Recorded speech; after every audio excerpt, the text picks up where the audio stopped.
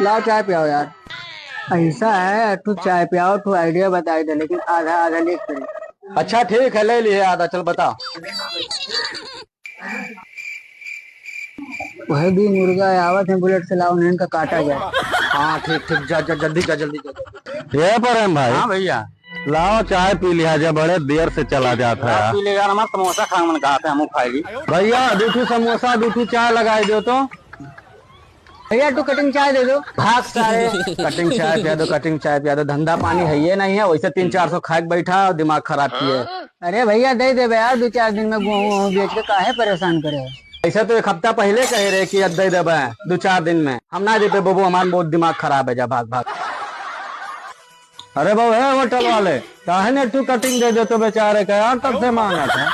कहा दे दो भाव साहब, 300-400 पहले से ले ले है, 1 कटिंग पिया दो, 2 कटिंग पिया दो, रोज चला आवा तो दिमाग खराब करे। ऐसा है कि वकाट तू चाय दो और जे रुपया कर बाकी हुआ तो रुपया बताओ, हम दी थन मर्दे तू चाय कत्ती बेइज्जत की रहा। हेलो बाबू, वहू का जितना भाई है वो का पूरा काट लो। भैया आपको बहुत बहुत शुक्रिया, आप हमें बेइज्जत हो बचा लियो। आप इंसान नहीं भैया, भगवान हो। ठीक है, जाओ जा। 250 ला जल्दी से। संजा का छुट्टा कराएगा तो का दे देता है। बड़ा बढ़िया आइडिया रहा यार, तो मजा आई।